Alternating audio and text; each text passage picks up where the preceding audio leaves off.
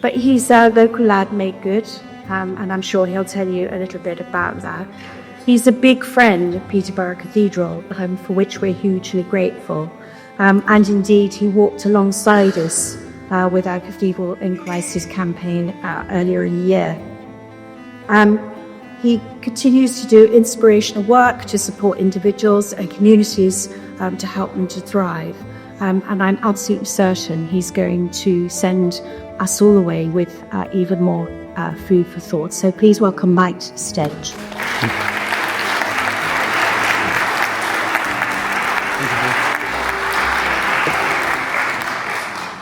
Thank you for giving me the opportunity to speak. I am absolutely honoured to be speaking in this cathedral. It is very dear to me and it means a great deal to me, as do all of the places where people can find peace, find some quiet time and find some guidance in whatever way they need it. And so to be asked to come and speak with you today really was something I didn't hesitate to do. And for me personally, to think about what could I share that could help the cathedrals of the UK. And I heard someone earlier saying they'd moved from business into this sector.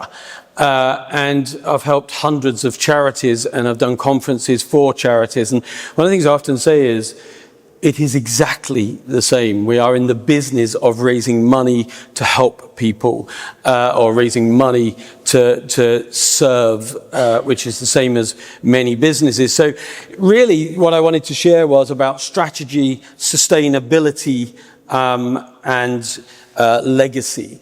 And I mentor at any point in time 40 to 50 businesses. I've mentored over 1,000 businesses in the last 20 years, from startups to boards of BP and Coca-Cola and Amazon and Tesco and the like, and everything in between. And the same things come up again and again and again. So for me, it's a bit like Groundhog Day, but I realize that until you can see the solution, you can't always see the solution. And so if I can just say one thing that's of use to one person today, then I'll be glad to have been here. But just to give you a little bit of flavour about myself, 5 generations of my family have called Peterborough home, and I hope the next 5 do. For me, it's a city at my heart, and having built business in 20 countries, the moment we had our oldest child, who's now 26, we didn't hesitate to come back to Peterborough to make it our home, because at that point it made us think about where our roots were. So 5 generations, but it was quite tough. There's a caravan park still there called Keys Park, a few miles from here, and that's where my nan and granddad lived, where my mum and dad lived, where my uncle and auntie lived.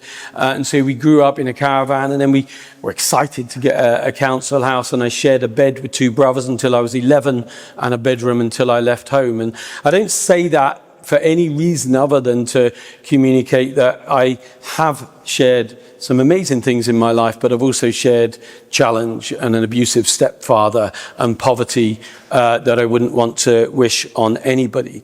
And sometimes I pinch myself to see the recognition that people give me. I still don't feel deserving, and I hope I go to my grave in some ways not feeling that, because it keeps me striving. It keeps me looking to see how I can serve more and better and do more and better. And across the period, I went to a school not far from here. It's shut now, and it's probably a good thing because it was a terrible school. It was once called a demonized depository for social waste.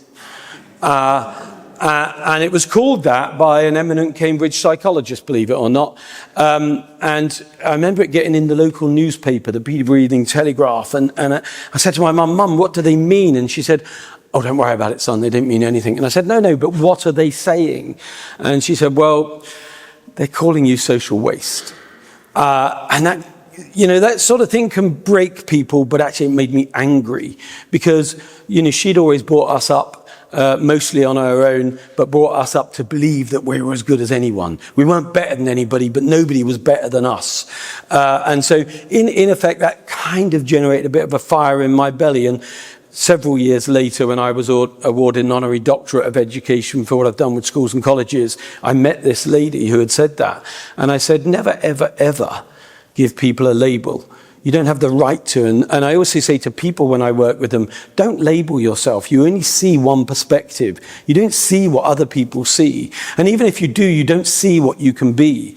So all too often, if we give people labels, they take it on board. They're happy to take it on board. And it becomes more limiting than growing in that sense. And so education is really important to me. The school I went to wasn't very good, but I started to learn that I could always learn more. And what's the saying? The more I know I know nothing. And so education is a daily part of my life where I live to learn and I live to teach. And the best way to kind of learn is to teach, I think. And I do that daily. I became a behavioural profiler because I thought it was really important to try to understand people, and it still frustrates me that in our schools today we don't teach psychology till sixth form. You know, why aren't we teaching it earlier? If we taught people that there are 4 core behaviours and subsets below that, so the fact that people are different to you doesn't make them different bad, it just makes them different, and different is okay, and vive la différence, because we need that blend, that mix of people. And I went on and I was ambitious, and by the age of 26 I had 3 restaurants, just talked my wife into giving up a really good job, and she came and worked for me, and 9 months later we went bankrupt. I don't still to this know why that wonderful woman is still with me 38 years later, but for some reason she is. But in that moment, I realized that I might have known the business I was in, but I didn't know the elements that made a business work. I didn't understand the finance piece. I didn't understand the marketing piece. And all too often, we're in a business, whether that's the business of commerce or business of charity or business of religion, and we may understand the core of our skill, our technical qualities, but we may not understand what makes that successful as a business to be sustainable and to last through different levels of leadership. So we went bust, and this was up in Manchester and Blackpool. And I said to Jules, look, don't worry, I've got a house in Peterborough. It's not far from here, a place called Manton. It's rented. I'll give notice to the tenants in there, and then at the end of their tenancy, we can move back in. And until then, we can live with my mother. When I got to the house to do that, it had been left, it had been burnt out. So not only did we go bankrupt, in the same week we became homeless. And I rang a friend and was telling him just to have someone to speak to. And sometimes we need a friend. That friend can be someone who's well known to us. That friend can be a church or a place that we go to where someone will just listen.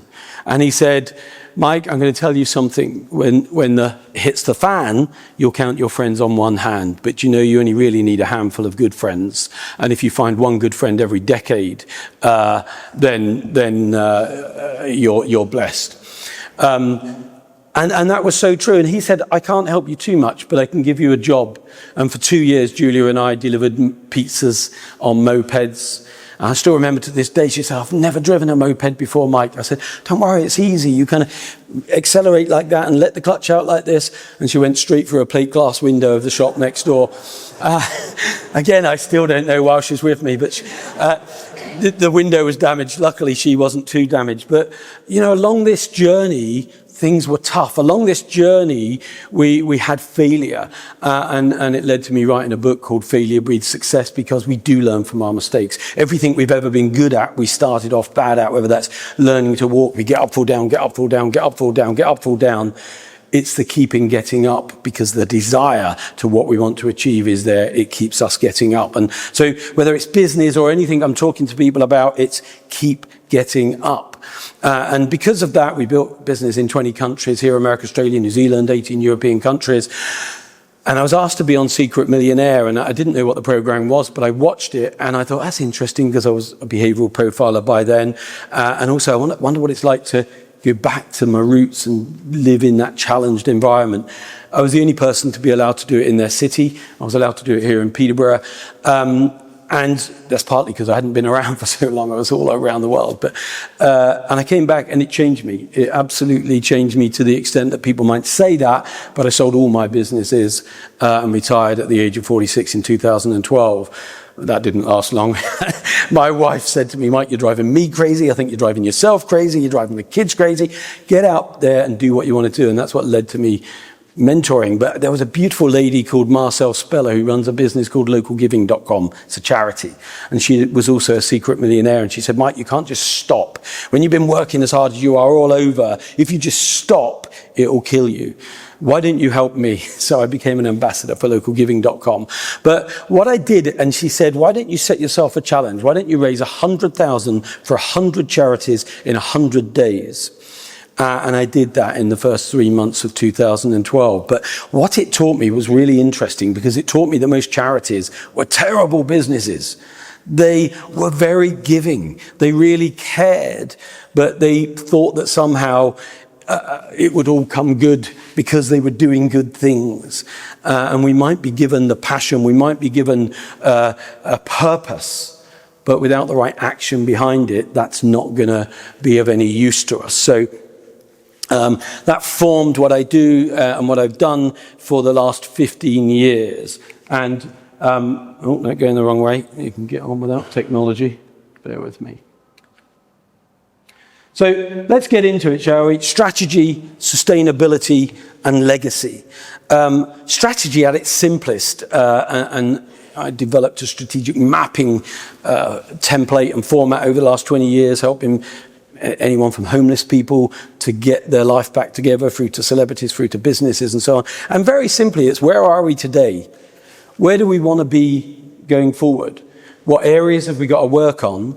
And what actions and initiatives in each area will get us from where we are to where we want to be. One page, simple. At its simplest, it is, where are we going? How are we going to get there? What vehicle? What's the cost of that journey in time, in effort, in new skills, or in actual money? And so the strategy piece, I'm going to focus on that first, is why do we do what we do, getting where we are? And for me, why am I passionate particularly about the cathedral? Why would I want to be here today? And I want to share my personal story to that. When I was 11 years old at Bretton Woods School, so I'm 60 now, it was a long time ago, I was dragged here on a visit by the school, and it was the winter. It was freezing. I did not want to be here, and it's like, oh, I'm bored, and it's cold, and everything else. And I'm ashamed to say, I never came again until I was 46. From 11, that put me off because it was cold. Now, the temperature shouldn't make a big difference, but it does. So, it's not just what we do here, it's the environment in which it's delivered. But the dean invited me back, and I came back, and I remember walking through those doors, and this building took my breath away. I thought, how could I have missed that? It was just like this immediate connection to something that's special, a place that can make a difference. And the dean was very strong on sort of making it somewhere people could just come in the city centre, they could just come and be quiet, or they could come to a service, or they could come to talk to somebody. And I felt that. It was really important to me. It literally took my breath away. It is in the heart of our city, 28 acres right here. And I know that wherever your cathedrals are, to some people, they are just as important as that. So it is definitely beyond religion. It is the heart of the community.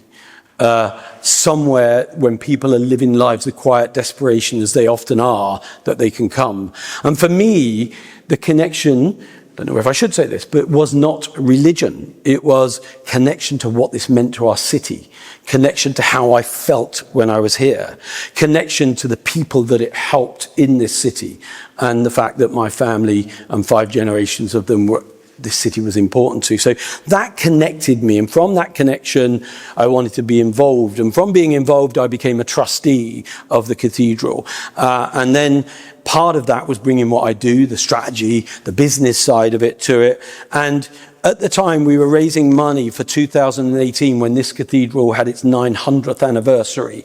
And, that then became about how can we raise the money for the Peterborough 900, as we called it. And all of a sudden, rather than a general need to raise money or a general need to keep the building warm, to keep people aware of what was going on, we had a really specific target, a really clear destination. And that's the thing that's missing from many businesses, or a general need to get healthier, lose some weight, raise some money, and so on. What specifically are you trying to achieve? By when? We had a clear deadline. We had a clear amount of money we had to raise. And so we called it the Peterborough 900, and we got 104 businesses involved. Now, I'd love to say they all got involved because the cathedral was dear to their heart and the religion was dear to their heart. I know, because I was involved in the recruitment of some of those businesses, some of them became a donor because they got a parking space outside, which meant they had a parking space in the city centre, which meant at Christmas, when they couldn't park anywhere, they could park here. Some of them could say they're supporting the cathedral, and that fed their ego, and it gave them something they could say to their business. Now, we can kind of fight against that and say it should be a bigger reason, a better reason, or we can understand that if we can give people something of value, we get them hooked. And if we get them hooked, we can then build on the connection, the depth of connection, the reason why, and connect at a much deeper level. But that showed me that this was a building, but it wasn't just a building. It has to have people in it. A building, or a rock, if you like, is a what. But what I find when I'm helping businesses or charities or an individual, a what never drives them. It's the why. And you might have heard sayings like, if the why is big enough, or if the dream is big enough, the facts don't count. If it's a cold morning and you've got something bigger than you to aim for, the facts don't count. You will get up. You will be driven. And so for me, having seen how my mum suffered as we were growing up, my biggest driver wasn't me ever. I can go without, I'd live without, I'd been abused, but it was getting my mum a house, giving her security, making her feel safe. So if we want to connect people to this building, this entity, we need to connect to their why and connect their why to our why to give them a reason to want to be. And I heard the word motivation earlier, and I love breaking words up and looking at what they mean. And to me, the motivation is the motive for action. If we understand people's motives to take action, there'll be motivation.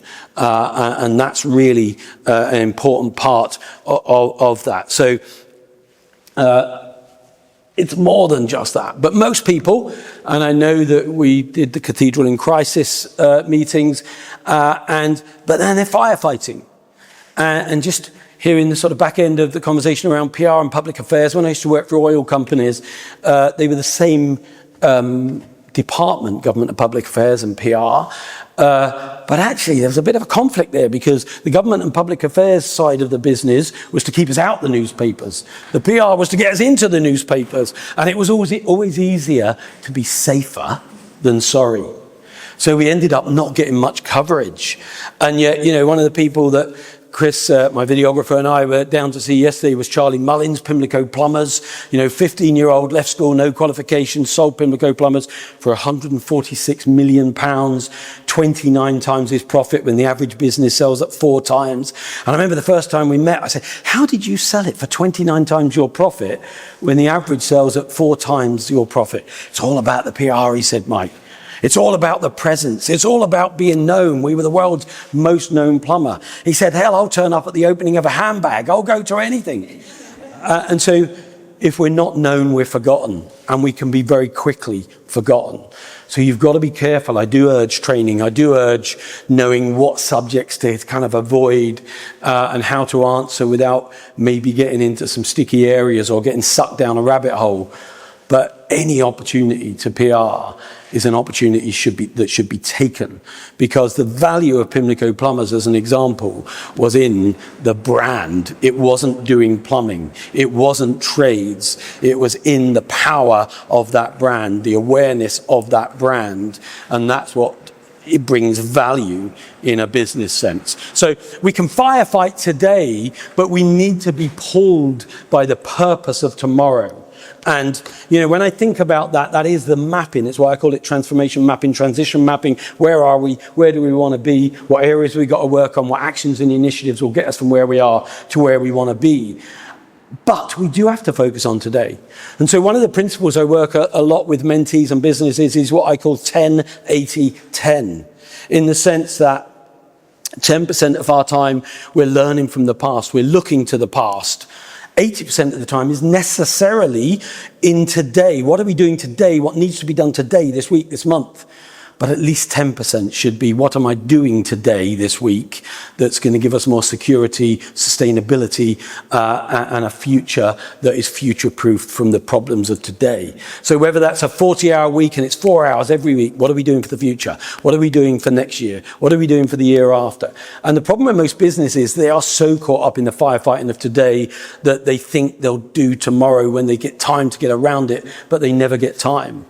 And sometimes, when I look at historic businesses, so just before this, I was on a Zoom to a 6th generation business, and a lot, he's, I want to say, motivated by the past, but he's also anchored by the past. And so if I looked at that, where is he on that 10-80-10? He's not 10-80-10, he's 30% anchored by the past, held by the past, and 70% firefighting, nothing about the future. So every day, every week, every month, what are we doing today that's going to change tomorrow? Have that compass.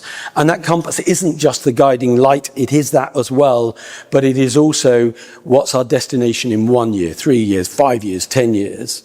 And that's really important. And, you know, it's about the vision. It's about vision being not a dream or a wish, but being a specific, a plan, a purpose. So often if I'm talking to people about business, they'll say, we just want to grow sales, Mike. I say, well, £1 more next year than this year is growing sales. Or people might say, I just want to lose a little bit of weight. But how much? If I said to myself I needed to lose a stone by next year, I'd have a hearty lunch. I wouldn't worry about meal today. But if I said I needed to lose a stone this month, I would be more focused on literally whether I have sugar in my tea. So having a fixed destination, it's not going north, it's not success, it's 19 Princes Street, Edinburgh, and I need to be there by 10 o'clock tonight. If we can get that definition of purpose, of plan, of specific destination, like the Peterborough 900. We've got to get it by this date for the 900th anniversary. It was really easy then to focus, to target, to discipline. And, you know, we're no surprises. Even the wisest men need some direction, need a specific purpose, a specific thing to follow, goal to follow, place to be. And the more we can define that, the more likely we are to do it. Okay, it's hard to motivate people with vagaries. It's hard to say, I just need help. And when I was doing the 100 grand for 100 charities in 100 days, one of the things I became really focused on was people would say, oh, we need volunteers, Mike. I said, I'll get you volunteers, and we get 10 volunteers. What do you need it for? Oh, we've got this event coming up. Okay, we'll get some people there. And they'd get there and they'd say, what do we need to do? And someone would say, oh, get yourself a cup of tea. And I think, yeah, I've had a cup of tea at home, you know, I want to make a difference. And they say, oh, well, I'll tell you what, follow Fred, he'll show you what to do. And they end up losing their way because they're not given a specific purpose. They're not told how they make a difference. And they don't feel like they're making a difference because they haven't got a specific area of focus or a specific way to use their skills. And that is really important. There are many ways to move to where we want to get to our strategy. If my strategy was, or my plan was, or my goal was to get to 19 Princes Street, Edinburgh by 10 o'clock tonight, I could fly, I could hitchhike, I could go on the train, I could drive, all sorts of ways. And there's many routes I can take. But it's really hard to know where to leave, where to go, which way to go, what the cost of it is, or the likelihood of me hitting it in time until I choose an exact route and then the exact vehicle. And I know that I'm willing to pay the price of that journey. And that's, again, why strategy, why business plans, why absolute locked in, who's doing what, when are they going to do it, are we on track? And that's true whether it's a business or a charity that is a business, as they all are. And, you know, some of that is about, but what's going to make what's going to create awareness of what we're trying to do? Let's get some specific goals. So one of the goals for the Peterborough 900, for instance, was to open up those front doors. And I remember all the debates of the trustees of, let's put some glass doors in, and we were going to take the old doors out, and what's the cost of that, and why should we do that? And there was a strategy that says, wouldn't it be cool to be able to say you could get off the train at Peterborough and you could go from platform to pulpit without a single step? And you can do that. Literally, we went down the underpass and we took the steps out at the front here. But also, if we let light in by opening those doors, we also create a more inviting environment to let people in. And I think what we need to do as a business, as a cathedral or cathedrals, is to say, how do we let more light into what we do? Create more light on what we do. Shine a light on what we do. Shine a light on why it might help them in their business if they get involved in doing that. So, how can we get specific things that in and of themselves aren't going to change everything, but they're a stepping stone in the right direction, and somebody can get excited about it, and that gives them a connection. Now, as I was thinking about this, I was thinking about the 10 Commandments, and one of my mentors used to be really hard on me. He would make me climb mountains, run marathons, do the Clip Around the World yacht race. Never quite understood what that had to do with business until much later. But it was about getting me away from the business so that I could see it with perspective. Getting me away from the business so I could think about what was important and why it was important and so on. And one of the things he used to say is, Mike, have you ever heard of the 11th commandment? He said, do you know the 10 commandments? I said, well, I could kind of get the gist of it. He said, well, they're mostly about the way we behave and the way we live our lives. He said, but there's not one for business. He said, if there was one for business, let's call it the 11th commandment. It would be, thou shalt not kid thyself. If we are not bringing in the revenues at the rate of our cost, Jack Welch, who was GE CEO, said if the change outside of your business is greater than the change inside of your business, you are going out of business. We know if we're doing enough, if we're doing the right things, if we're staying in touch. And sometimes we can think, I don't want to address it. The biggest lie we tell is the lie we tell ourselves. And we know what we need to do. We often just don't do it. And again, my mentor would say, Mike, to know and not to do is not to know. The man who can read but doesn't read is no better than the man who can't read. And if you don't know what you need to do to get out of your current situation or to get to where you want to get, and you haven't made a strategy, a plan, and got the people that can deliver that plan, then you're in trouble. And he was really kind of clear on that. What is the strategy? What is the goal? The more specific we can get to that, the better. Who can help us get to that goal? And these are not easy, but they're quite simple, really, once we start to break them down like that. And he always kept it on one page.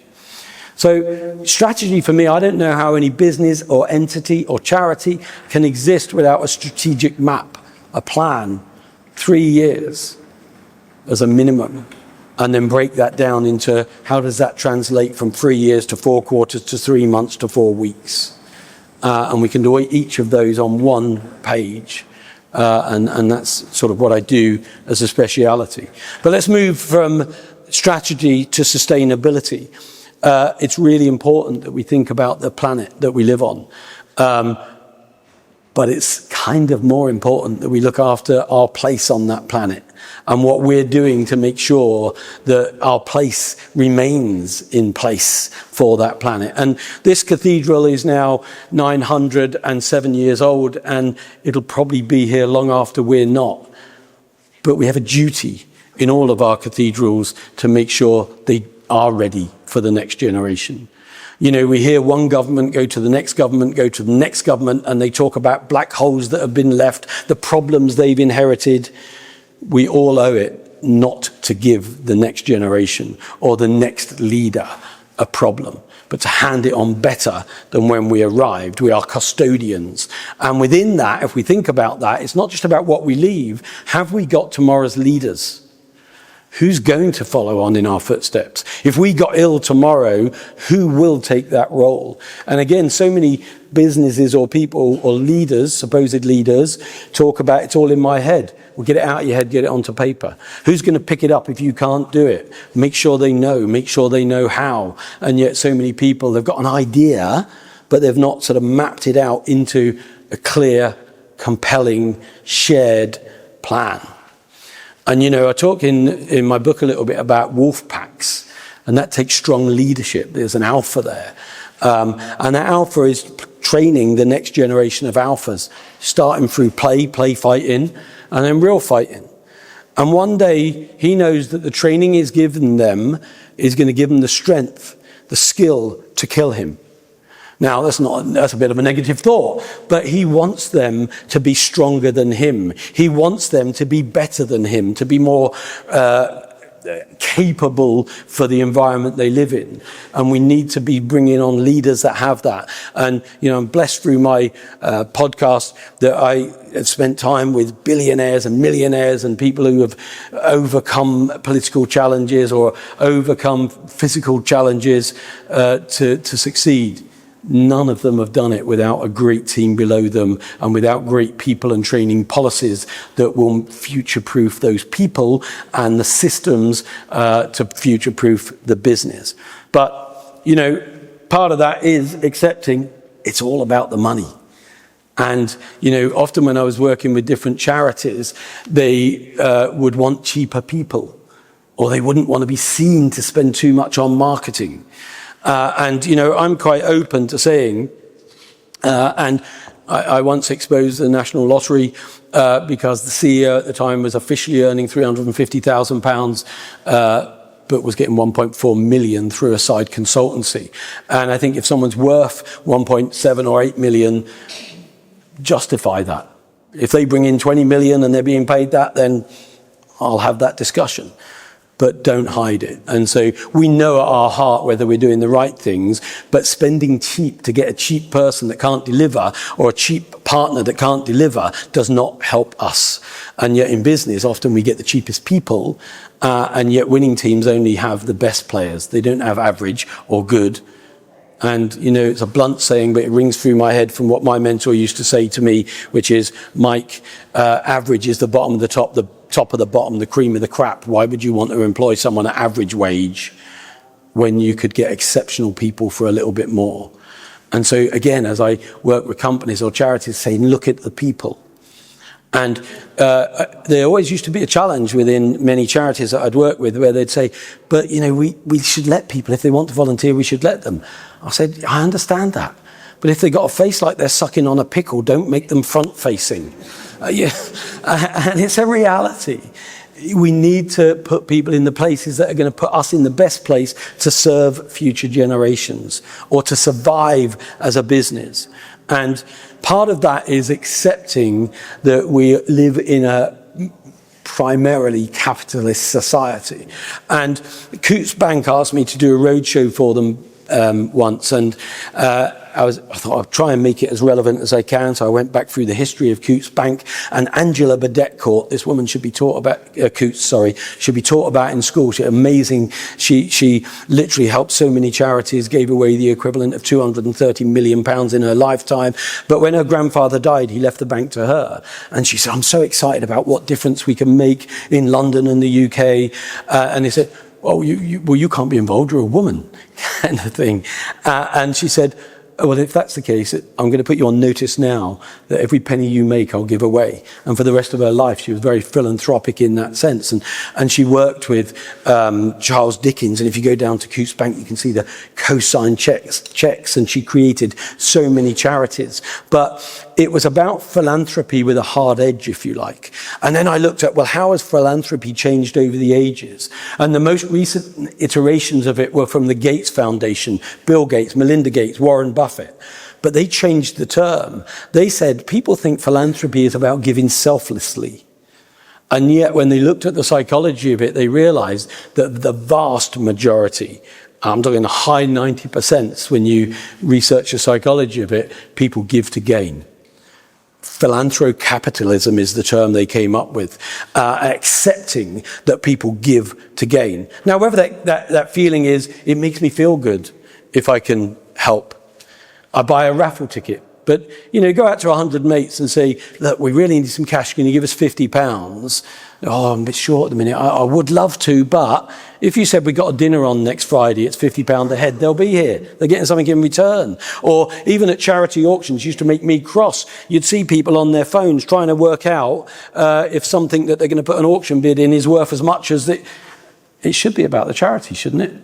Now, we can fight that, we can resist that, we can say it shouldn't be that way, or we can accept that if people are giving to gain, whether it's the Peterborough 900 looking for a parking space, or a key to the West Front so they could come through of an evening, or a front row seat at an event, if we can accept that people, their ego, a physical benefit, a tax benefit is their reason, we can fight that. Or we can accept it is what it is, and we work with that, we flow with that in order to survive and to grow. And the best way I used to think about it when I used to do price in my research business that we built globally was price is not value. Value is the benefits I receive for the burdens I endure. But that's also a lot in life. If we're asking people to give, what burden, that's the give, if you like, and what benefit will they get in receipt? Is it something like, I was looking at the wall plaques at the back, which are large contributors, large donors. And when I've been around this cathedral with the resident historians before, we all see the big plaques, but there's little brass plaques around where as someone's coming closer to the end of their life, they get a little bit more insurance. I want to make sure I'm going there rather than there. So let me make a donation, get me a plaque or whatever. I'm sure that isn't the way that they were thinking, but it is interesting how we become more conscious of what we give and why we give as we get older. But if we can think in marketing sense, in sales sense, in giving sense, what benefits can we give? Some will be soft. But if we can put a hard edge to that, philanthrocapitalism is something I would urge people to keep to mind.